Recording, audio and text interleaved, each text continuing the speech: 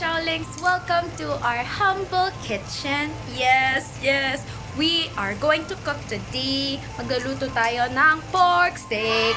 Pork steak. Pork steak. Pork steak. Ito ang first cooking video ko. If you like it, please give this video a thumbs up and comment down below kung anong gusto nyong next kong lutuin. So today, ang ating ingredients are onions, pepper and salt, liempo, or any kind of pork na gusto nyong ilagay dyan, pork chop or whatever, basta pork kasi this is pork steak. Pork steak. Pork steak. Okay. So, and then, calamansi, olive oil, or if you want cooking oil or whatever oil you want to use. And then, a pan, and then, tonos. Very important para hindi ka matalsik-talsikan dyan. Rice na pinatungan ni Ate Lisa ng white rice para mainit. Pinapainit lang natin ng oil. Natin kung pwede na lutuin yung if naglagay tayo ng onion tapos nag-bubbles na siya ng ganyan. So, ibig sabihin it's ready to be cooking. Kuha tayo from the marinated pork here. Tapos, ganyan. Pagpasensyahan nyo na ang aming kitchen because Sige, ako lang. What a very film. Sige. Wala, ang bilis niya maluto, oh. Yan, ganyan lang. Isang side lang yun. One side first. Huwag kayo masyado excited. Okay. Lalagay na to? More? Okay. More. Hanggang sa kaya niyang na yun. Kanya na dalawa or tatlo. Para hindi sayang yung space, huwag niyong kalimutan tanggalin yung mga ganyan-ganyan kasi ayaw natin yung makain. And then, like so. Then, lapatin nyo. Feeling ko kasya yung tatlo dito. Kuha pa tayo ng isa.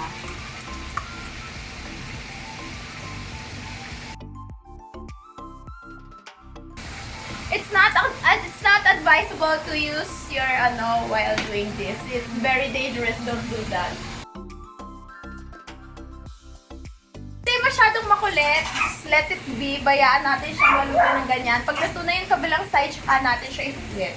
Let's leave it first.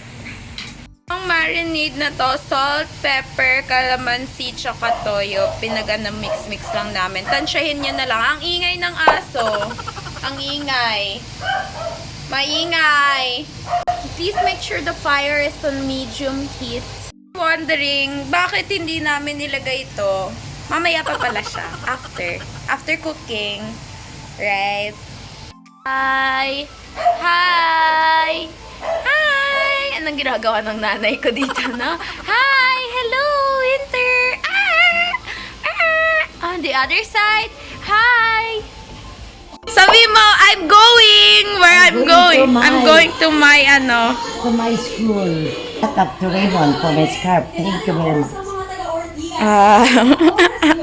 Thank you very much. Saan ka pupunta, La?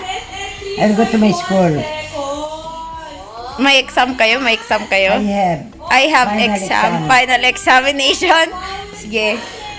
Update Final mo kami. exam nga. Update mo kami mamaya kung anong Sige, balita. Okay lang.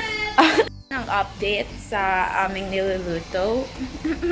Wow, still cooking. I think maybe it's time to flip it. Is it time to flip it? Yes, it's time to flip it. Okay, ngayon, let's check if it's done. It's done. So, tak-takin. Tak. And then, put it here.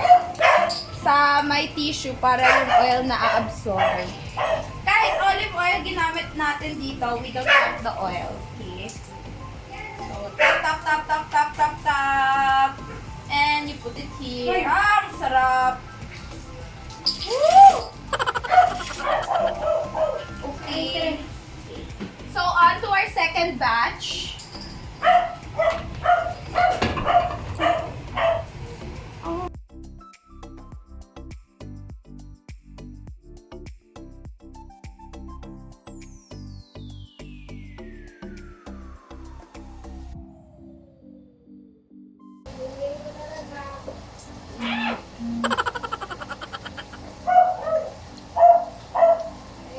Sarap.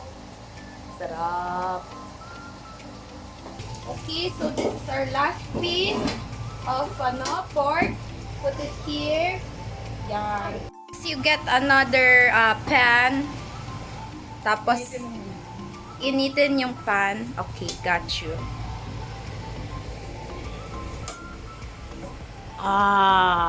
Okay. Initin ang pan. Next, you put the oil there. You put the oil there. Just a little. Just a little. Pag mainit na yung pan, you put the oil there na ginamit natin kanina.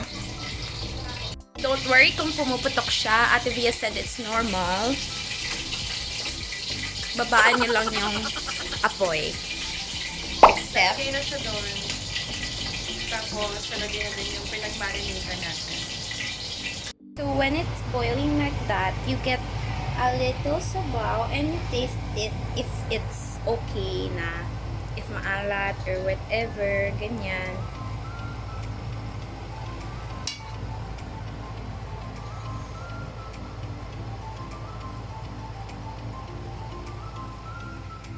Sarap. Guys, naubusan kami ng gas! Naubusan na! Ate Lisa, magay ka. Hi! Si Ate Lisa. Naubusan na kami ng gas. Ay. Wala na. Kung naubusan din kayo ng gas, don't panic. It's organic. Meron tayong Plan B.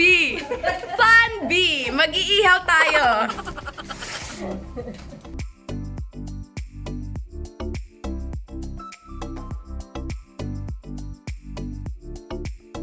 Diyan ka pa sa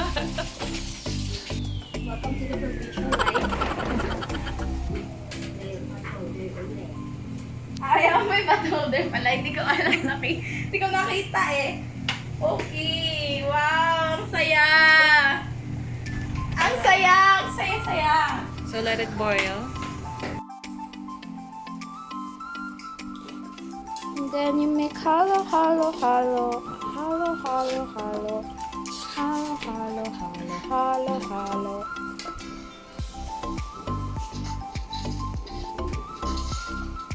Okay, next step, pag kumukulo na, tas konti na lang yung sabaw, lagay nyo na yung onion nyo.